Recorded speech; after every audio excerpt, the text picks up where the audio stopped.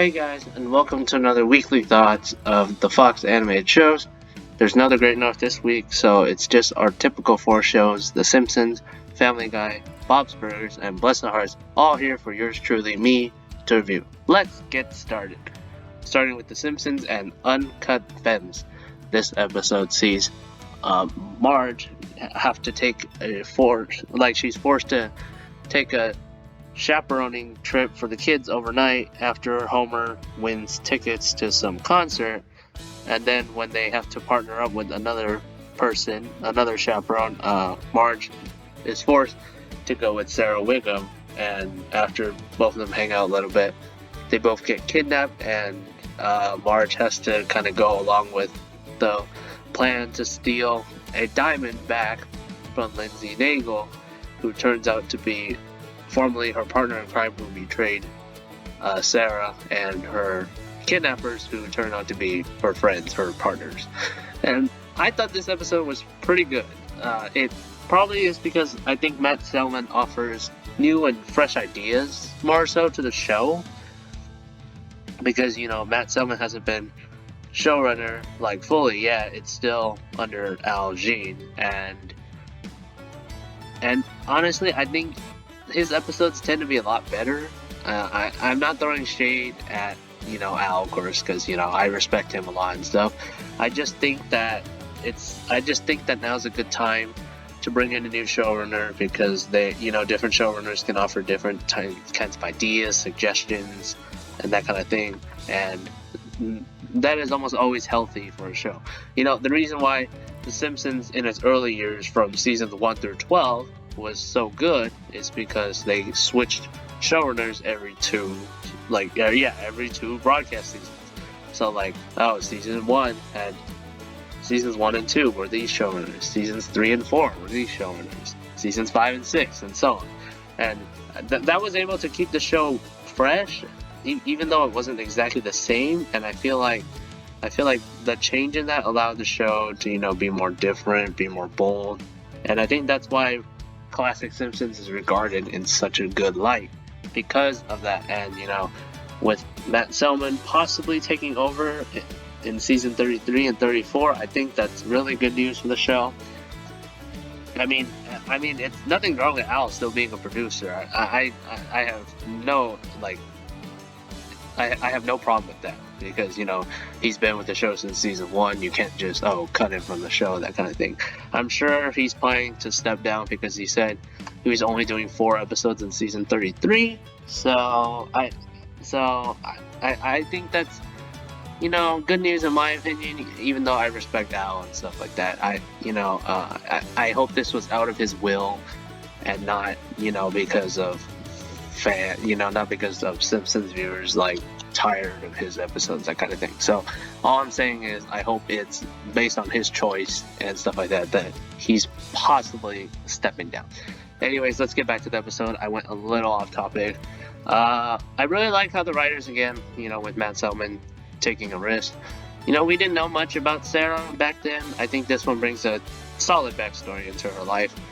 I like the pacing of this episode. It's clear from start to finish. There's a few minor duds, like Lindsay Naegle revealing, it's revealed that Lindsay Naegle is the criminal, but why? It could have been anyone else. And I also don't like that they gave Megan Mullally an existing character to work with when she's not going to be the permanent, change. I feel, I can see what they're doing, but I feel like they should have just kept the original voiceover, because nothing would have really changed, if anything.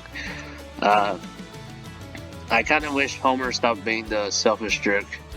He is, because it starts with him he's like, Marge, can you chaperone the kids? I have this thing to do, because the original plan was for Homer, but then of course he wants to be selfish over the tickets, and he doesn't want to chaperone, so he forces Marge to do it, that kind of thing. But I did of course, my favorite part was probably the Fat Tony and Ralph pairing. I thought it was adorable and funny, especially when they're getting frozen yogurt. I still like that scene where Bart and Lisa were dancing together before the field trip. I honestly don't know why. I like it when they get along. So any scene with them getting along is always good, in my opinion. It's like last week when they're hugging each other, when they were little kids. Despite me disliking Manger Things, I probably thought that was the best part of it. I thought this episode was pretty funny. I expected it to be bad, but it ended up being a lot better than I expected. Good job. Now, let's move on to Family Guy and Customer of the Week. This episode sees Lois try to win a Customer of the Week award at her favorite coffee shop, but when other people who barely go there start winning the awards for some reason, Lois goes batshit insane to try to get the award. Now, this one on rewatch wasn't as bad as I thought, because initially I didn't like that she was kind of mean-spirited, but in a way it kind of is sort of her character nowadays, because you could argue that back then she wasn't like that, but her character has evolved and changed to the point where this kind of feels normal, but in a way it might not. I do like some of the jokes, like Meg saying, "Oh, are we giving Seth's voices a rest?" And then all the characters voiced by Seth MacFarlane show up while nodding at Meg. And then I also really enjoyed the Stewie scene where Lois is in the car picking up Stewie and they're driving, and then Lois starts listing reasons why she should do better, and then Stewie responds after each reason that she shouldn't. I remember Stewie also did this to Brian when he wanted to run for mayor at Adam West High, and it's actually a good joke. It actually worked in my opinion. I like the focus on Lois. I think the plot here is cohesive, but I just can't really stand, because, first she starts out with an intentional allergy attack. Okay, that's fine. Okay, it's just one thing. Then when the employees who suffered the allergy attack, her coworkers, find out, then Lois kidnaps them and ties them and captures them. Honestly, maybe you could argue that Lois could have went to mental therapy, because some people were pretty upset with how she was acting here, like it was saying it was way out of character. I would kind of agree with them, but not really. Yeah, it's fine. It's not good. It's not terrible. I do like the cohesiveness of the plot. I think that's one of the best things about the episode. It's passable. It's fine. Next, we have Bob's Burgers and Y tú, Tina, Tambien. This one sees Tina fails her Spanish quiz, so her teacher sends her to a study lab where she has to listen to Spanish, lectures, and she falls in love with the voice of the guy in the audio tape. And then, when on the side, you have Louise and Jean trying to practice their throws to dunk Mr. Front at the fair. But then, of course, and then Tina decides, because she likes hanging out with the voice, she decides to fail all her Spanish tests on purpose just so she can spend more time with the voice. And then Louise finds out, and, stuff like that. It's fine, and, this one's really a downer for this show. It's disappointing for this show, to be honest, because, usually Bob's Burgers doesn't, get to even mediocre levels, but I would say this episode was passable. It's fine. It wasn't bad.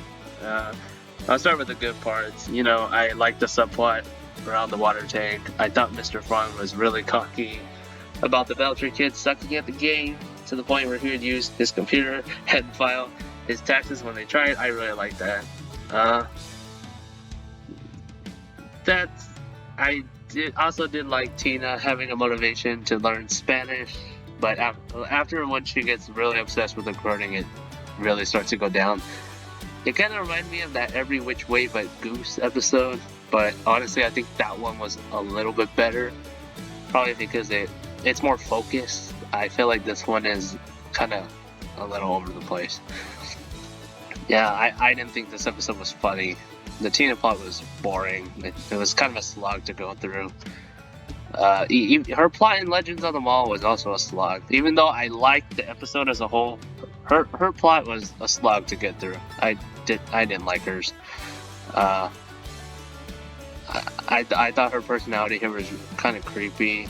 I didn't like how she was able to throw Mr. Front into the water with one try. It just felt unnatural to me. Sure, you can argue that, oh, she was inspired by the boy who speaks Spanish, but, you know, Bob's Burgers is a show that's grounded in realism for the most part, other than being animated and maybe having the occasional music sequence that, you know, shows more over the topness, and surrealness, but I don't know. It just doesn't feel realistic to me. It's kind of a little out for this show.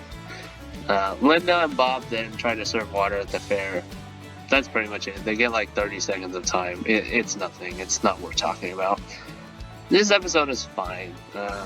I just wish it didn't focus on one of Tina's worst traits, in my opinion, because I like Tina as a character, but one of the things that irritates me is her mega obsession with boys, and, you know, she does like weird things. It just irritates me most of the time.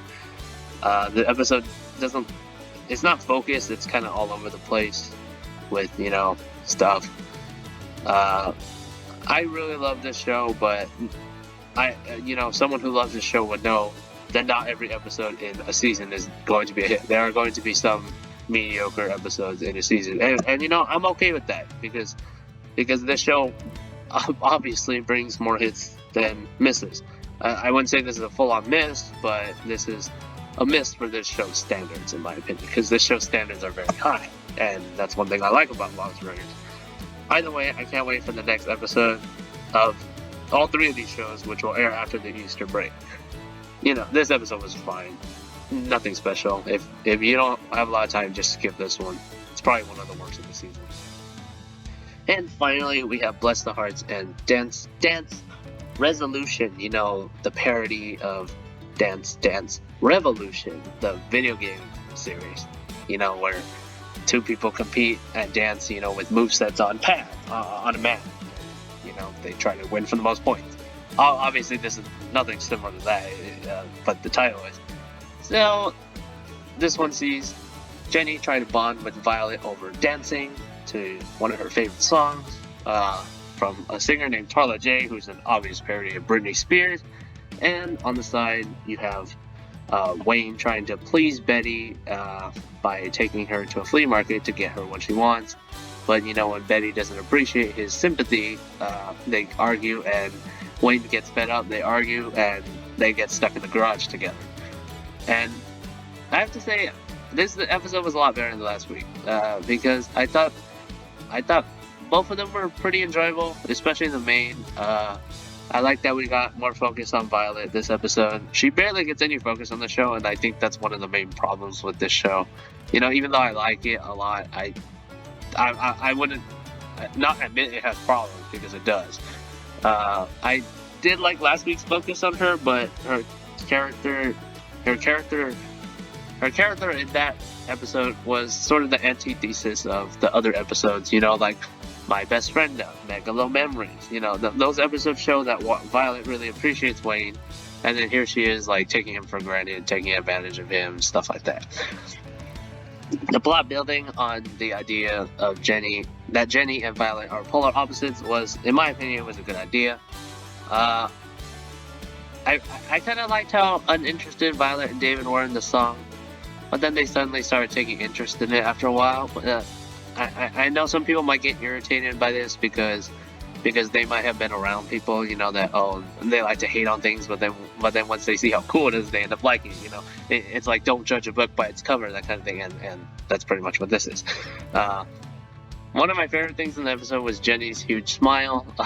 That was just hilarious. I can't stop laughing at that. Honestly, I think it could become a meme. It's even funny when she continues to squeal for 2 whole minutes. My favorite part of the episode was the music video. It really reminded me of the Boys 12 or B12, whatever, that song from American Dad. That, you know, that choreography of those 12 boys. I would definitely agree. I like both of them. I appreciate that Violet had stage fright, but in the end she decided to just dance in public for her mom. I thought that was sweet. The only negative I have about the main plot is I didn't like that Jenny hinted that she wanted to commit suicide after Violet didn't want to follow in her footsteps. I think that was a little too dark for the show, although some might disagree with that. Maybe Jenny could have also been open to trying new things that Violet might have liked instead.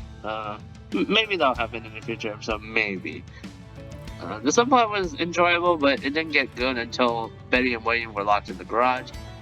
There's actually a fun fact. According to the showrunner of Bless the Harts, Andy Bobrow, the subplot was inspired by a real story of a poor woman who accidentally gets trapped inside a garage from Brazil. The subplot was fine until they get locked in.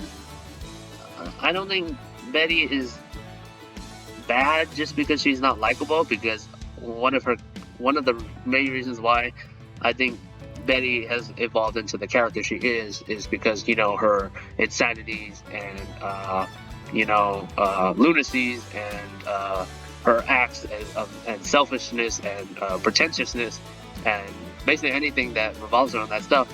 It's a lot more natural than it is compared to the last season. If you take the example of Betty getting a ticket from the doctor and candidate when she gets a ticket for parking in front of an ambulance ramp, and then she goes on a rant that, is everyone supposed to drive an ambulance? And it's the same thing when she goes to the Quiznos in that episode and she tries to ask for the employee. It's like she then goes on an insane rant about how Quiznos is supposed to have it your way, but the employee's not allowing her to have it her way simply because the person she's asking for doesn't work there.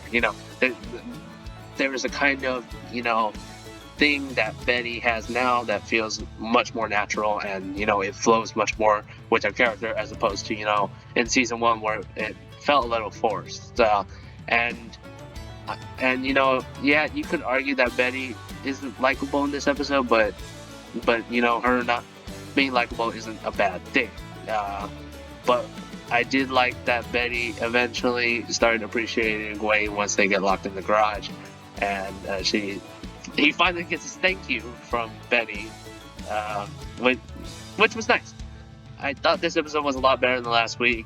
I like how it only focuses on the core characters: Jenny, Betty, Wayne, Violet, and David. It only has those 5 characters. Everyone else is a one-time appearance. I think if they can focus on the core characters more and not have too many side characters, I think the episodes could be a lot better. Like with Crappy Day, it only focused on the 4 Harts, and I think that's what made it a good episode. You could kind of disagree because I thought the dog turning candidate was great, but the dog turning candidate also focused a lot on the right things, which sometimes I feel this show kind of doesn't focus on kind of the right things. It's like with Nosebud, because with Nosebud it's the antithesis, but with the other ones they focus on the good things, the right things. I thought this episode was good. I liked it. Can't wait for next week's Easter episode. So there you have it, guys. Those are my thoughts on these weekly 4 shows. Bless the Hearts is the only show that's due next week because it's an actual Easter episode airing on Easter.